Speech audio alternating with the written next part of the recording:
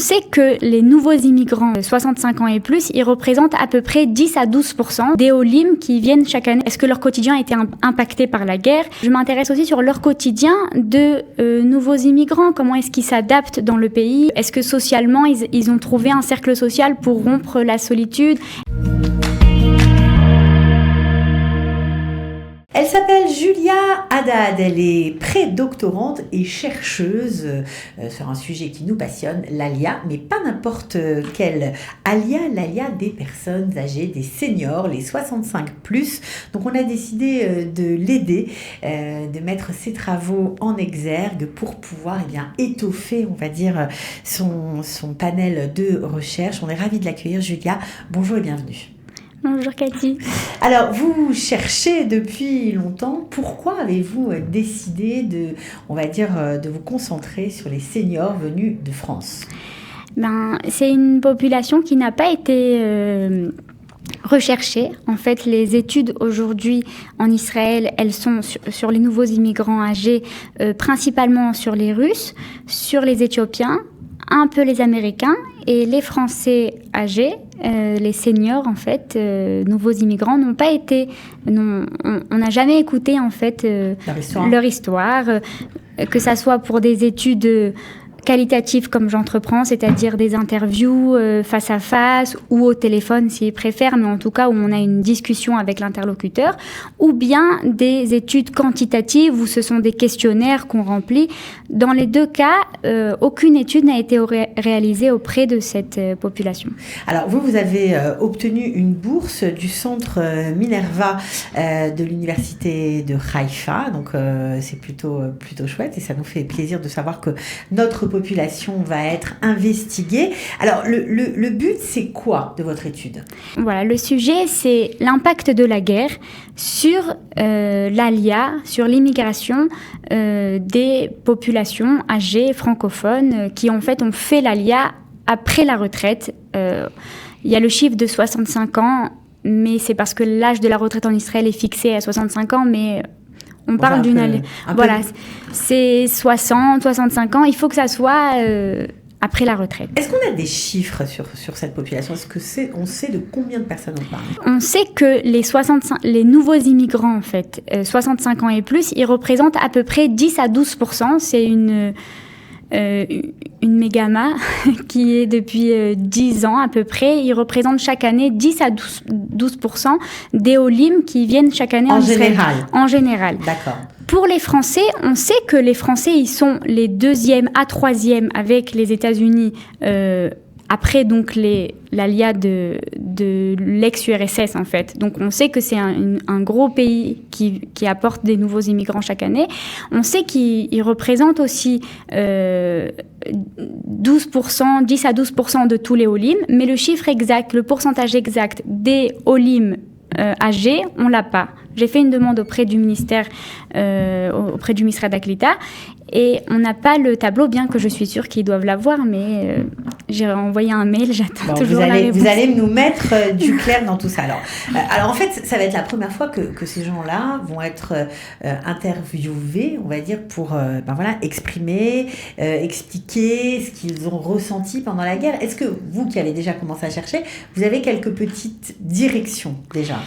Alors, l'objectif, c'est donc d'écouter leur histoire, comme vous l'avez dit.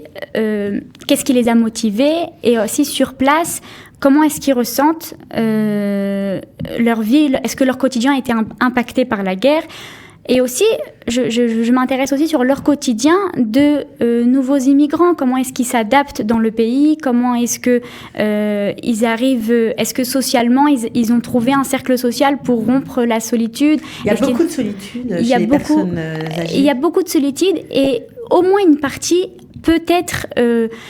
pas résolue, mais soulagée, exactement. On pourrait les aider déjà par de l'information. Il y a plein d'organismes qui existent. On pourrait mettre en relation aussi les francophones. C'est une communauté. Ce sont des communautés qui sont nombreuses. Il faut les mettre en relation. Ceux qui sont isolés, ils comptent sur leurs enfants et ils restent près de leurs enfants et ils sont amis avec leurs enfants. Mais eux-mêmes pourraient aussi, grâce à l'Ulpan, c'est souvent ils ont peur peur de commencer l'Ulpan, ils se voient pas apprendre une nouvelle langue parce que c'est très difficile. Mais au-delà d'apprendre la langue, c'est aussi le premier pas dans un cercle social nouveau en Israël, des premiers contacts. Et même si on ressort pas en parlant l'hébreu, on ressort avec des gens qui partagent une expérience similaire à la nôtre, qui partagent des problèmes, mais aussi des avantages, parce que l'ALIA, après la retraite, comporte aussi des avantages. En général, on n'a pas le souci économique, bien que les retraites soient modestes, il y a quand même la facilité de se dire, je peux m'adapter à mon rythme, je suis pas obligée de rentrer tout de suite, comme le font les plus jeunes, rentrent dans un monde du travail, choisissent des métiers par défaut parce qu'il y a besoin de ramener de l'argent. Les seniors ont la facilité cette facilité-là, parce qu'ils ont aussi beaucoup d'autres difficultés. Le système de santé, l'adaptation au système de santé est difficile. Souvent, les seniors ont un besoin plus grand de prise en charge. Donc, ils ont besoin de connaître comment ils fonctionnent, tout simplement. Qu'est-ce qui est d'ailleurs remboursé, qu'est-ce qui ne l'est pas. Souvent, ils font appel à des privés parce qu'ils ne connaissent pas. Donc, ça aussi, il y a une mise en réseau qui est très importante. On ne connaît pas, on n'a pas, je connais pas de médecin Alors, tout ça, c'est, on va dire, ça va être les conséquences de votre écoute, de votre recherche, mais par rapport à la guerre, on va dire que c'est secondaire dans votre Bien sûr, mais travail. Tout est impactant. Ça veut dire la guerre, elle impacte physiquement et psychologiquement aussi. Et ça a des répercussions dans tous les domaines.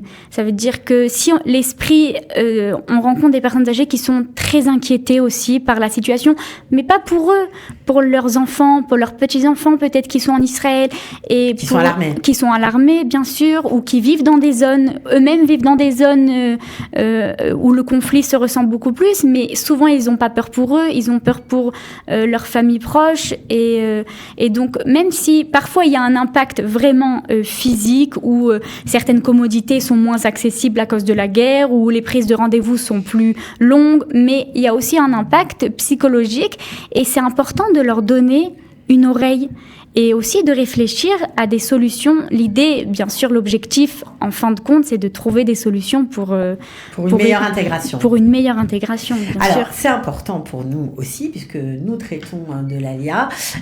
Évidemment, nous essayons de donner des clés et de faciliter les choses pour tous ceux qui nous regardent, qui nous écoutent et qui ont recours au service de Kalita. Est-ce que les gens que vous avez rencontrés connaissaient Kalita, par exemple ? Certains, oui. Certains ont vraiment vendu les mérites de Kalita, ont beaucoup apprécié les bénévoles. Ils m'ont souligné ça plusieurs fois, que c'était des bénévoles patients qui les aidaient dans toute la partie administrative. Certains ont reçu des aides même pour des trajets à l'hôpital, par exemple. Ils avaient besoin d'aide parce qu'ils ne parlent pas la langue. Ils ont besoin de services. J'avais une participante qui souffrait du cancer et malheureusement ne comprenait pas exactement les enjeux de son traitement. C'est quand même très difficile et donc elle recevait l'aide de bénévoles qui l'a accompagnée et étaient là présents. Certains ne connaissaient pas Kalita. Je leur en ai parlé. Certains, après, ils ont reconnu aussi les limites parfois. Il manque de bénévoles, donc bien sûr, ça répondait pas tout le temps à leurs attentes, mais évidemment que ça les a aidés. Niveau maintenant concret, pratique de votre étude, comment nous, on peut essayer de vous aider, de vous rendre l'appareil, bien évidemment. Ça nous intéresse au plus haut point. Donc moi, mon objectif, c'est d'interviewer des personnes. Donc je fais un appel. Donc pour si vous avez fait l'ALIA en fait après la retraite, après 65 ans, que ça fait déjà 1 an, 2 ans que vous êtes en Israël, ou plus, ou 10 ans, 15 ans, mais en général, j'essaye d'interviewer des personnes qui sont là, pas que depuis quelques mois, pour avoir vraiment une rétrospection sur leur ALIA. Donc, si vous avez ce profil-là, j'aimerais bien vous interviewer pour écoutez votre histoire déjà, votre histoire d'intégration, vos motivations, les difficultés que vous avez rencontrées, mais aussi les avantages, qu'est-ce qui vous a aidé. Et aussi, évidemment, le cœur du sujet, c'est écouter aussi comment la guerre, est-ce que la guerre vous a impacté, oui ou non, est-ce que vous en souffrez et est-ce qu'il y a des choses qui vous manquent, que vous aimeriez changer et pour réfléchir ensemble en fait à des solutions.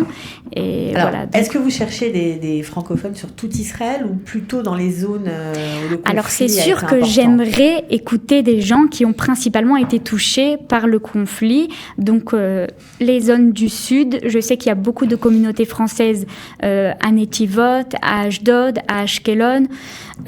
S'il y en a encore plus proches du conflit, bien sûr que je serais très intéressée d'écouter leur histoire.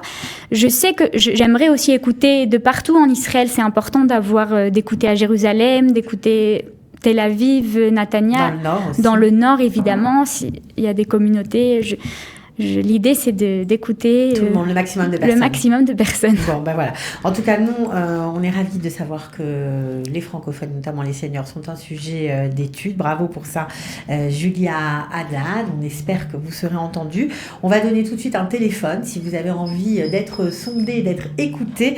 058 774 82 ou bien un mail adajulia@gmail.com. Vous écrivez ou vous téléphonez et puis vous tomberez sur Julia qui se fera un plaisir et bien voilà, de vous écouter et vous rentrerez ainsi dans son étude pour notre plus grand plaisir. Merci, bravo.